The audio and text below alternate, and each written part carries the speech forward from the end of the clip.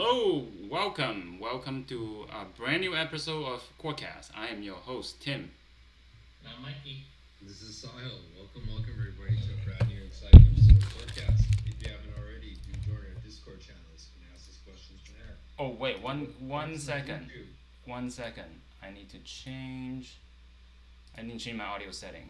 Excuse me. Okay. Yeah, try this again. All right. Should I just start? Yeah, apologies. So let us restart again. Okay. In case the audio has All right. problem. Well, welcome to this brand new episode of Quadcast. I am your host, Tim. And I'm Mikey. And this is Sahil. Welcome everybody to a brand new exciting episode. If you haven't already, do join our Discord channels. You can ask us questions there. And if you're watching this on YouTube, please feel free to ask questions during the episode so we can get to them. So without further ado, I guess Tim, we should summarize the previous episode before we start on this one. Just to catch listeners up about how space-time is doomed. We were talking about how space-time is a circuit. Yeah. So in last episode, we described the conflict between quantum physics and gravity, and that ultimately led to the discovery that in order to reconcile that, we must accept that space time itself cannot be fundamental in the way we think of space time. That this concept of things happening and things existing in an exact location must be modified, right? And this has to do with the way black holes, pretty much black hole is kind of the key problem um, to the conflict. But we just stop shy of describing what the alternatives are, right? I think that's where we left off in last episode.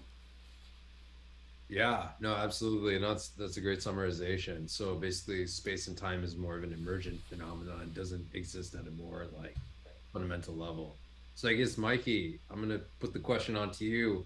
What what is there if there's no space time? What exists? Well, yeah, it's a tough and emotional question because physicists have relied on this concept of space-time for just such a long time, and because of the fact that it's baked into our intuition from childhood too, it takes like an extra amount of creativity to try to imagine what an alternative could be.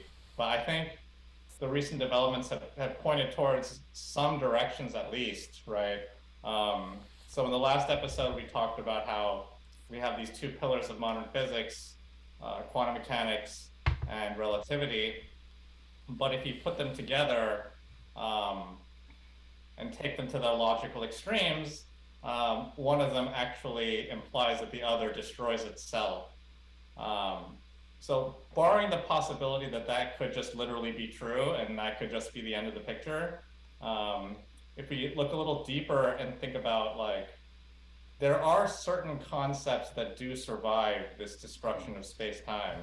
So even though if we, as you mentioned before, if we zoom to very, very short distances, or if we try to localize something to a very, very short distance, we create a microscopic black hole, which is essentially space warping itself, stretching itself into oblivion, basically, and destroying itself. But there's one thing that does seem to survive this whole picture, just one thing, which is information. And information is kind of the thing that started this whole mess. Like the original question started out with like, how is it possible that you can talk about black holes because black holes have such a drastic effect on what we consider to be like continuous space and time. How can we reconcile this with the idea that information is conserved? So when we look at space-time destroy itself through a combination of these two theories, there is one lone survivor, and that is information. So this has led to kind of like an interesting line of research about, what if quantum information is the only fundamental ingredient there that exists in the universe? And can you imagine an arrangement of quantum information that would lead to us thinking that something like space and time exists as we zoom out?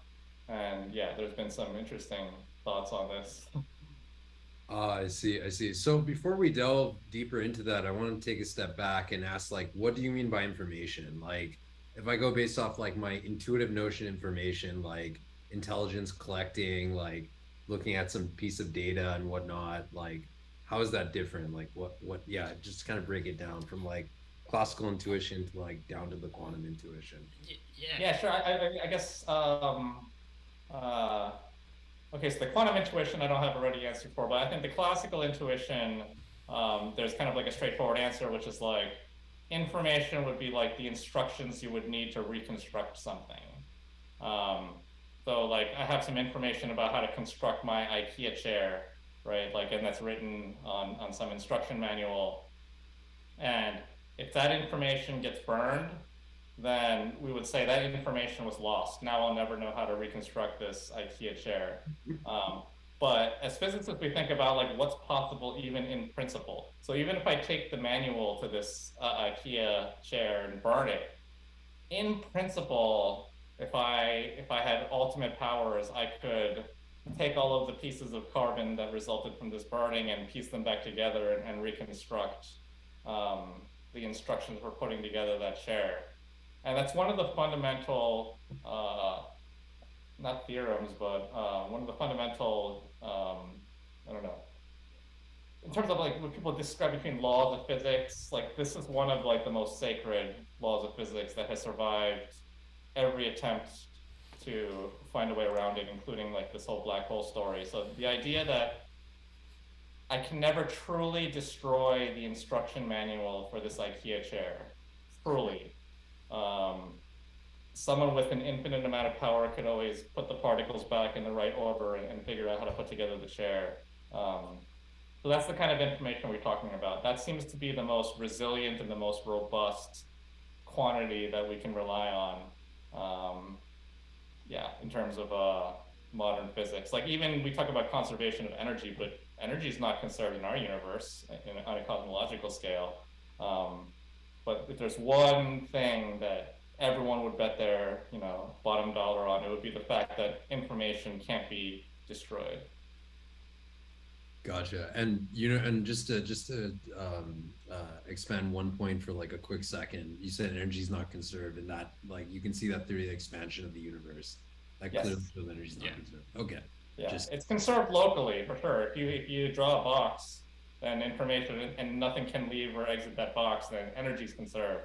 But that's not an accurate analogy for our universe. Yeah, makes sense. Makes sense. So I guess Tim, I'm gonna flip this back to you and ask you like when we say information, like quantum information, are those particles? Like what is that? What does that mean? Like quantum information? Yeah, I think the thing is, it could be particles. Particles carry information. And the way I like to frame it is quantum physics is probabilistic, but this probabilistic is not arbitrary. And in classical information, in computer science and whatnot, when we think of things that are probabilistic, what it means is that, for example, if I toss a coin and the coin lands head, right? We kind of lose track of what the coin was originally, right? Because it could have been any coin, and then multiple coins could land heads, right? The moment I measure heads, I forgot about what the coin was, basically. So in ordinary probability, there is a sense of loss of information. Like whenever you roll the die, you get the result, you kind of lost the alternative possibilities, right? Like I roll a die, the die gives me 1. The possibility of 2, 3, 4, 5, 6 is gone, right? I didn't see it. I didn't see that. They're gone, right? So, but quantum information is a little bit different. It's the idea that, sure, in quantum physics, things are probabilistic, right? When I flip a coin, maybe I'll get heads. But the idea is that the tail part of the probability is still somewhere in the universe. It's still floating somewhere. Just because we don't see it does not mean that it does not exist. So, and I think this is one of the reasons Nobel Prize in physics that was announced, and it's particularly tackling that aspect of quantum physics, and it experimentally proved that indeed, quantum physics has something that ordinary probability, ordinary physics does not have is this preservation of information. These possibility, even though we don't observe them, they still persist through the universe and they still have an influence. Yeah, and I want to say to the listeners, if this isn't familiar, then check out our previous episode on where we talk about decoherence. So I guess, Tim, then what, like, so we've talked about information and quantum information. Is it like, what does that look like? Or like what, I'm not look like, but like how does that manifest? Like what is, we talked about, you know, space and time is not truly fundamental. That notion is gone. What's really preserved, what people are willing to bet on, what Mikey said, is that there's quantum information preserved. How does that manifest in the universe? Like, what does that mean? Yeah, I think you're Mike. I'll go ahead, Tim. Oh, you want me to answer that? Sure. Yeah. I would say, like, that's a really tough question. Of course, we can pinpoint the information as kind of the currency of the theory, right? It's kind of like follow the money. The money is on information. But you ask the question, well, how does that work then? I think it's easiest to go to an analogy. When we talk about information, the most natural place to talk about it is a computer. Computer processes information, right? And in a analogous way, the world is quantum mechanical, so we can kind of think of it perhaps as a quantum computer. Perhaps the universe is a quantum computer that are manipulating these informations, and it's manipulating in such a way that most of the time we see the world the way we see it now. It's like things are happening here and there, right? But occasionally, when this computer is flexing its full power, right, you see these really strange behavior where things that are really far away can be related. But then that's not strange if you're imagining that there exists some sort of like abstract, I don't know, central processing unit. Imagine there's like I don't like to use the word God, but like some bird's eye point of view, like a central processing unit that are manipulating these bits. Then this idea is not so crazy anymore. Maybe it's sort of like there's some CPU linking different bits, different information from way different parts of the universe. You know, that's not crazy. That could be plausible. So this is sort of the direction where researchers have gone to. I see. And Mike, is there any like, I guess, more like different ways of visualizing this computer that we could talk about? Like, actually, like, what are the units of it? Like, is it, whenever I think of a computer, I think of electrical currents passing through like different parts of the computer and then moving information around. Is that similar in this case, or like, what is it? What are the concerns? Yeah, I think that question actually brings us back to kind of the more fundamental question that we were talking about like the doom of space-time. So before I address that, maybe it's worth drawing that connection, right? So when we talk about space and time, or sorry, let's just keep it with space to keep it simple. When we talk about a location in space, right, we're always talking about a location in which some interaction occurs, right? Like if I tell you that like I met you like on Mission Street like at 7 p.m., right? Like I'm referring to a location that some interaction occurred between you and me, whether it be a conversation or just we high-fived or whatever, but some interaction occurred at some location at some time, right? So if we go to the level of particles, we could say that a location is defined as some parameterization of where, what we call where an interaction occurred, right? We can say that it occurred at a specific location. But we can alternatively, instead of just relying on this idea of location, what if we just abstracted it? Instead of saying that these two particles interacted here, what if we just rephrase that as saying that these two particles exchanged information?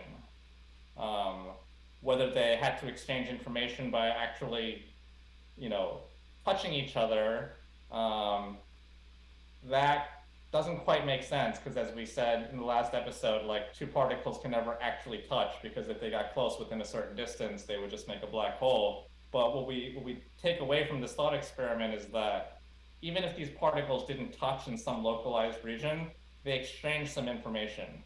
And so a lot of these ideas are kind of based on the idea that, like, what if this interaction is actually the only thing that's fundamental, and the fact that this interaction occurred at some location is actually just, you know, just some artifact of our perspective as macroscopic beings. If you think about it, everything that you need to describe a location can, or at least a lot of it, can just be described by the idea that these two things interacted, right? And we assume that for two things to interact, they have to be touching each other. But is there a way for interactions to occur without referring to any kind of notion of locality? I think that's the question that's driven a lot of this kind of these kinds of thoughts. Sorry, I don't know if I answered your question, but yeah, I guess like primarily what I want to get down to is like how this is like how the usual notion of interactions is transformed, as you're mentioning. So as like a classical intuition that I have is, imagine like you know, when my like butt is sitting on the seat, it's like the particles from me and the particles from the chair are exchanging photons through electromagnetic interaction. I'm getting repelled. So the interaction is represented by the photon, but here you're talking about like the actual interactions between the particles themselves, and they can't really touch each other. So like, what is that like thing that's giving the interaction? Like, how are yes, you? exactly, yeah. So I guess this is where the quantum computer picture, like, so, you know, this idea that the universe could be just a quantum circuit, right? So your butt is interacting with the particles in the chair at that location. Is it possible to describe that process, that same process, without referring to the location itself? Is there a consistent way to do that? Yeah, I would say computer is kind of like a good analogy, like, right? Like, imagine what you're seeing on the screen. Like, I'm seeing Sahil, you have some picture of Sahil right here. But of course, in the CPUs, the CPU doesn't have a picture of Sahil, right? There's some computation, some code that's being run. And then after the code running is done, it displays on the screen that shows you a localized object of Sahil, right? That's what we're sort of imagining, that maybe there's a layer of abstraction underneath, you know, even though on my screen it looks like there's a localized version of Sahil, right? You can move your hands and whatnot, like you can't jump to my part of the Zoom, right? It's not possible. But yet inside my computer, there's some CPU, there's some memory.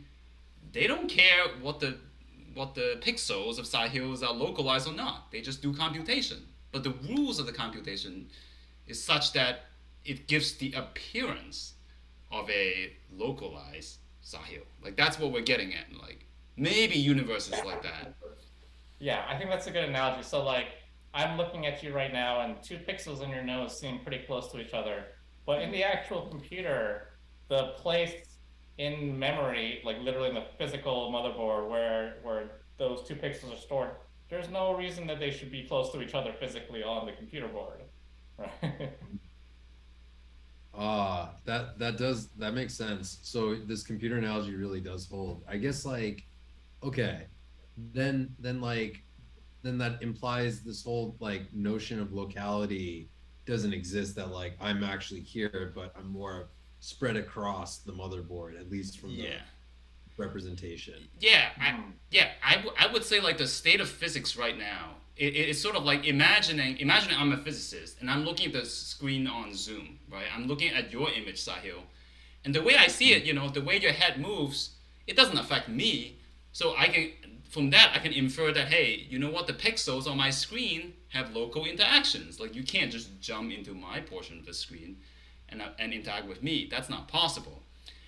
And if I literally build physical theories out of that, I would say that, hey, every pixel on my screen have some fundamental laws governing it, right? And I can build models that maybe predict how you will move, how I will move on the screen.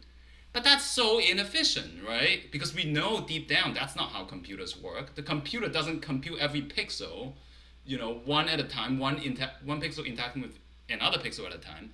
really there's some CPU, there's some code, then there's some memory that drives the picture of what comes out on the screen. But this is sort of where we're at, right? Like physics right now is just kind of treating the universe as a flat screen, and we're just looking each location, interacting with each other location one pixel at a time. But while that works, that might be very inefficient. Makes Although sense. I just wanted to mention that, like, there are computer scientists like Neil Gershenfeld, who Tim and I have talked to a few times, but who actually believe that, like, this is one of the big problems with modern computers, is that the fact that, like, there's such a big disparate connection between locality in the representations and locality on the actual hardware is a big problem, and it results in huge inefficiencies. So there's people thinking about this and trying to develop computers that are more physical, because so much of the way computer architecture is developed is just purely a result of historical accidents and making up for these accidents. So there is an effort to try to make them more physical. I feel like you could say that about a lot of life, just as short of accident. So coming back to the circuit board or quantum circuit board, can we, like, 30 seconds describe like what a circuit board is, and then delve into like what a quantum circuit board is? Mikey, I'll throw this off to you. Yeah, sure. Maybe I'll just refer to the picture if you can ignore the big explosion at the beginning.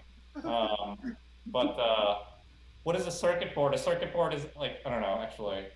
I'm more familiar with quantum circuit boards than regular circuit boards. Yeah. Well, I guess a normal circuit probably just you can maybe it's like a bunch of transistors in a CPU or whatever.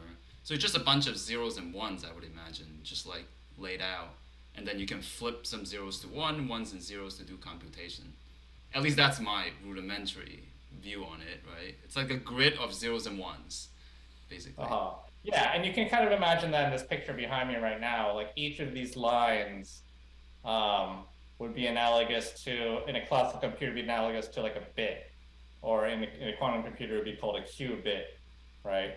And so each of these wires can store some information, but you can have operations that transfer information from one wire to another.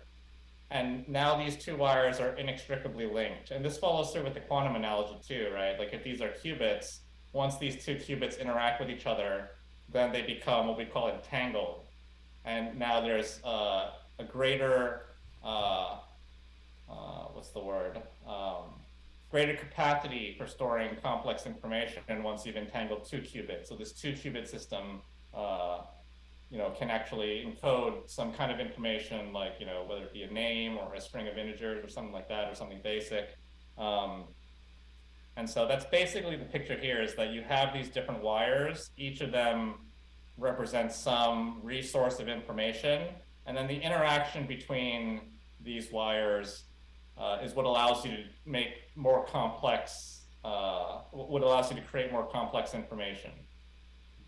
I see. Can you give some intuition that if there were no interactions, why there would be like no complexity? Like, why does interactions give rise to complexity?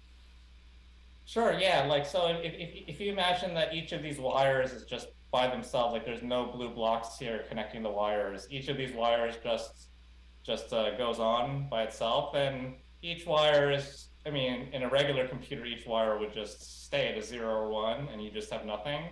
But in a quantum computer, these wires would just be rotating independently on their own. And what that would look like as an aggregate is just pure chaos. I see. That makes sense. The other thing I want to ask about is, like, what is a qubit? We've introduced this term. Well, like, what does that mean? Yeah, I would say qubit is the propensity of having possibility.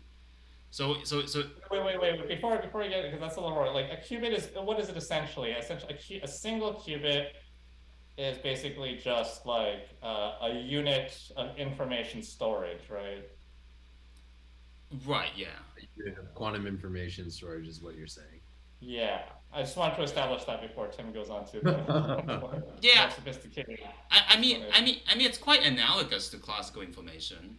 Like imagine I have 5 different types of fruits, right? And I want to say that, hey, this fruit I have, it's an apple. How do I specify that it's an apple, right?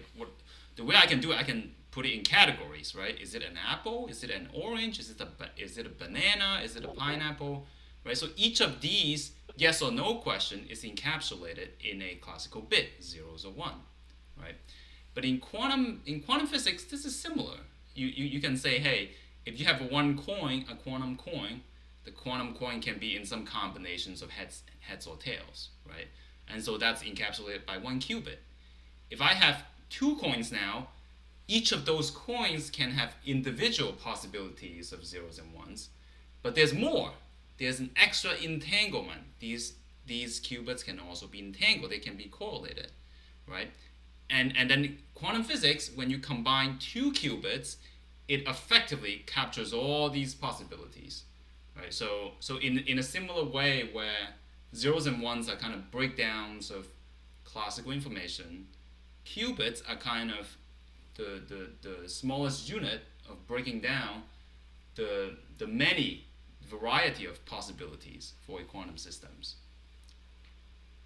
Gotcha. And it's and when we say qubit, it's only referring to two possibilities if you were to like measure qubits. Yeah. And in a general quantum system, there could be many distinct types of possibilities. There could be 1,000, but you can just break it down one qubit at a time, right? And then generally you can look at 2 to the n, like if you have 2 qubit, you can represent 4 possibilities. You have 3 qubit, you can represent 8 possibilities. So it exponentiates, right? Yeah. I think it's well illustrated in this picture behind me, actually. So if I just look at each wire individually, each wire, let's say, encodes just 2 possibilities. But once I have a blue block that interacts 2 of these, the number of possibilities increases. And as we go from right to left in this picture, 2 qubits are interact with each other, and then one of them interacts with another one. So now all 3 of them, kind of create this increased myriad of possibilities. And as we go forward into the universe, pretty much every single qubit is talked to every single other qubit, and so the number of possibilities just increases. And the question is this number of possibilities adequate as a space for describing what space and time actually look like? Is it? I mean, one thing that's for sure, right, is like if I just take these qubits literally as like 2 neighboring points in space, if there's no communication between those 2 neighboring points in space, then there's no sense in which I can talk about them as being a continuous space, right? But once those 2 neighboring points interact with each other in some way, like these blue blocks are covering 2 wires, then we can start to talk about those 2 qubits as possibly being like the first seeds of like knitting KNITTI and knitting a space and time as the interactions evolve. I see. And so before we delve a little bit deeper into that, I want to ask about entanglement. So entanglement, I loosely think about correlation, but is it the same as correlation, or is it different than classical correlation? Like, and what would be the differences if so? It is a little different. And in this circuit picture, entanglement, you can really think of it as just a linking of 2 unit of qubit. It's like imagining there's a wire between them. And when something is fully entangled, it's almost as if the information, it becomes redundant, right? And in classical physics, we don't see that, right? Like 2 things can be correlated kind of just by accident, right? And maybe they are, like the weather and umbrella is related because people open umbrella when it's raining. But entanglement is kind of this deeper level of correlation. They're not correlated because of some external factor. They're correlated in some sense because they are almost literally the same thing. They're just different representations of the same thing, right? It's like you look at a coin, you see heads or tails.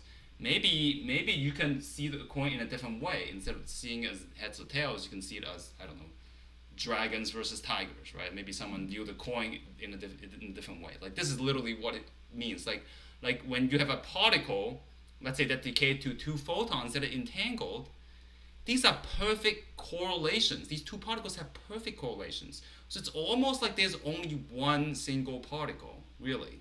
I mean, the energy is for two particles, but in reality, in some sense, there may just be one particle.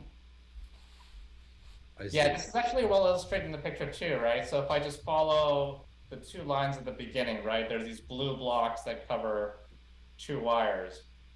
Once two wires hit a common blue block, they become entangled. And now you can predict one completely based on the other, right? But now if one of the wires encounters another blue block that entangles it with another particle, now you need those two particles to exactly specify the state of the third one. So this entanglement kind of like spreads out over time. And we think that that now is what actually creates the fabric of space and time. Wow, that is interesting. I guess like one question I have about this is like how this picture reproduces like what we see in classical physics, like how this emerges. So how, digging a little bit deeper into that, how would you say space emerges from this? Like, how do I have a sense, ignoring the notion of consciousness and whatnot, but like, how does one have a sense of like distances between two things if there's no actual like distance, but there's only this entanglement and information transfer? Like, what is the analog? Yeah. Yeah, I would say entanglement is also not immediate. Like it takes some level of effort, I guess, right? Like when you move your hands through space-time, you're really traversing some sort of information, right? Like imagine instead of space-time, let's talk about qubit, right? Imagine instead of each location, us thinking of as opposed to thinking of each location as a location, because space-time is doomed. Let's not think about that. Let's think of them as a qubit.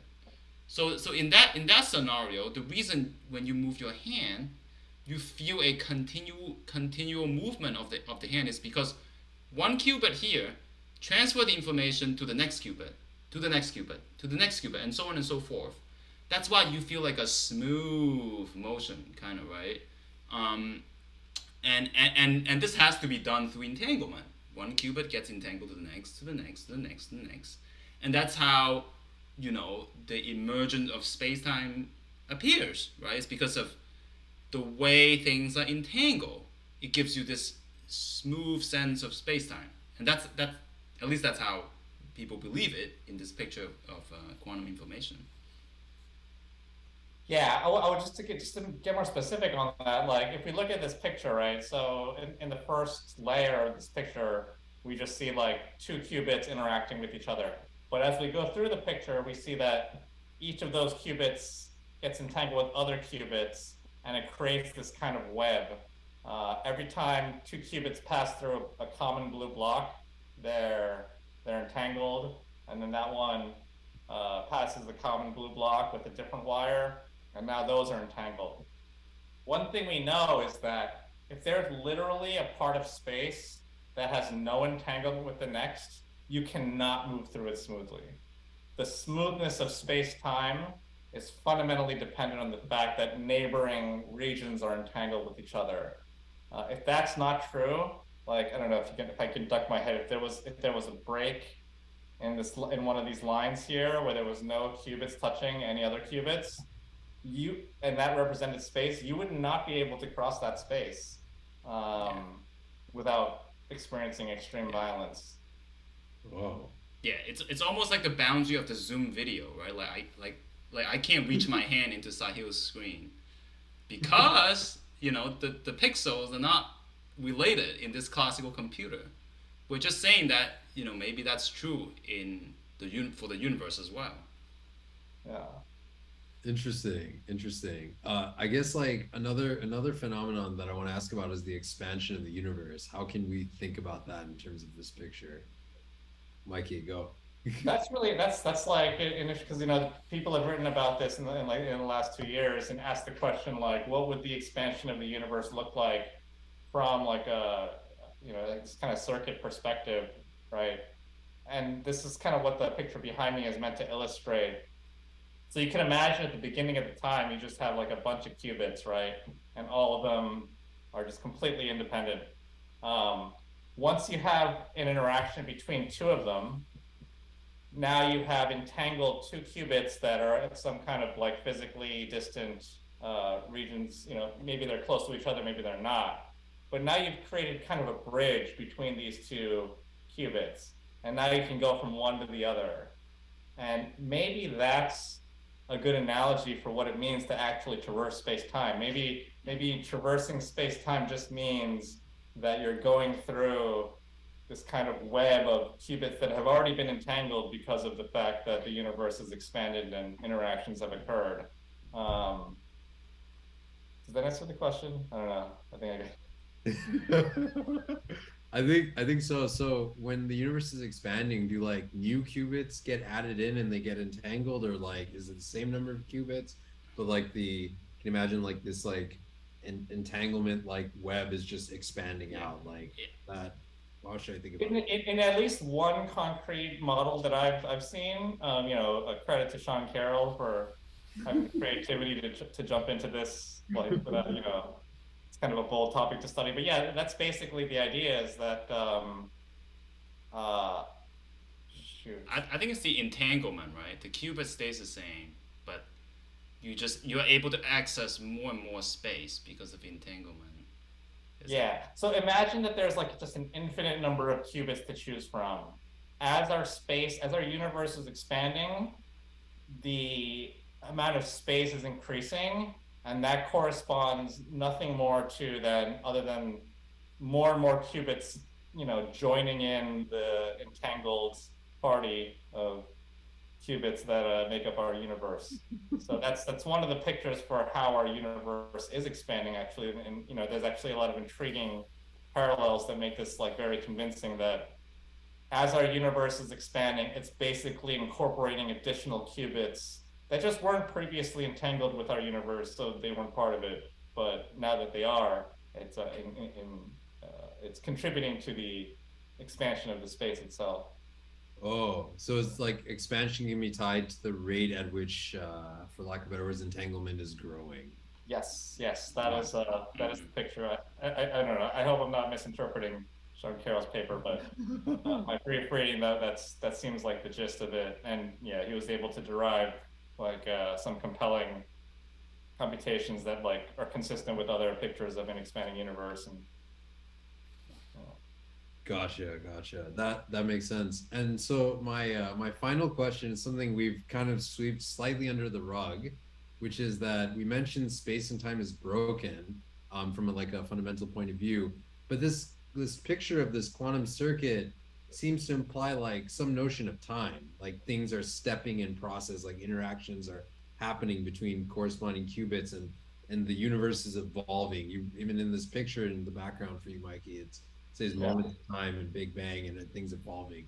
So if there's a notion of evolution, and you said there's no space, there's no time, like what gives? And is there an absolute notion of time, or like and this seems to conflict with relativity? Yeah, this is where it gets super tricky, right? and in a lot of these theoretical thoughts, there is sort of this notion of time, but what they mention time is actually a very different notion of time in the way we think about time, right? You're talking about like a computer time, basically like a CPU cycle.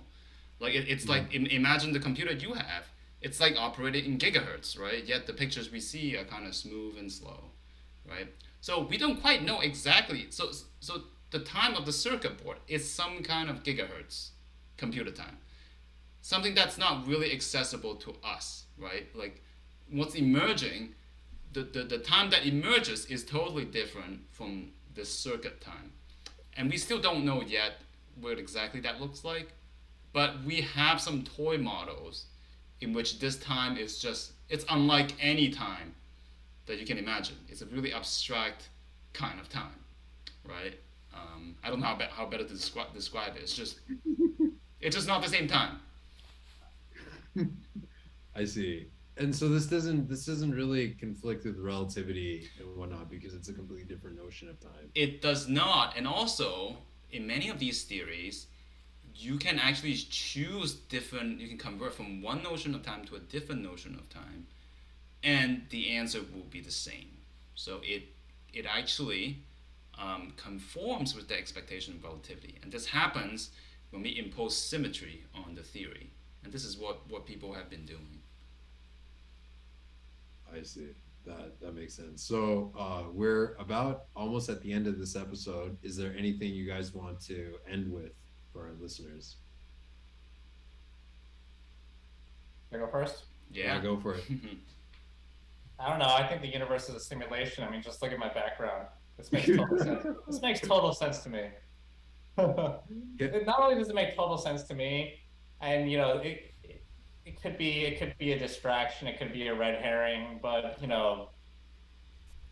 this picture of the universe evolving as a quantum circuit, it just resolves so many paradoxes that people have run up against previously by insisting that space and time is fundamental, and just by focusing on information as the actual, true, conserved, reliable resource. Yeah, I don't know. It's very compelling to me. Yeah. Simulation hypothesis all the way. Wait, like Nick Bostrom's simulation hypothesis, or like is it a different version? No, I don't think. No, it connects with Nick Bostrom's ideas. I mean, Nick Bostrom, to my knowledge, does not, purport to give any kind of specific ideas about what the manifestation of this simulation looks like. But the fact is, we're on our way to developing this kind of technology. And if the education system didn't suck so much, we'd probably get there a lot faster and be able to, create simulations like this. Yeah, I don't know. I would say, okay, well, Mikey knows that I disagree with this viewpoint. I mean, I don't dislike the idea of simulation, but probably even if it was a simulation, it's way different from any simulation anyone has ever seen, right? And literally, it's not a video game simulation. Yeah, like not even close, right? No. But some of the ideas are very tentative, right? Because for one thing, we know that what appears, if you follow the money, if you follow the information, there appears to be less real information than there appears to be, right? Like space is representing more stuff than there actually is, because and that kind of follows in computer, right? You know that you can write a very simple program and that can display to you a very complex behavior, very intricate dance, on the screen, but then the underlying rule is the same. And I think in quantum physics we'll be reviewing something very similar. We can see the intricate dance of particle interaction in the universe, but the underlying, like the true stuff that's controlling all that is actually smaller. The amount of stuff that really exists appears to be a lot smaller than meets the eye. And that is a super compelling story. It's telling us that there's something deep about the universe that maybe we'll uncover sooner rather than later. So personally, I am super excited to see what the development is. Yeah, and not only is this information redundant, but recent studies have shown that they have error-correcting properties that are not unlike the error-correcting principles that were devised by, Turing and other people. So it's just kind of weird that our study of the fundamental universe started out as this kind of like abstract goal, but it suddenly found its way back to the ideas that kind of encapsulate like the most primitive notions of computing that people have thought of. So it's just intriguing, Yeah, very, very cool. So on that note, I want to thank everybody for joining us, and we'll see you all next week. Yeah. Thank you, guys. Bye-bye. Bye.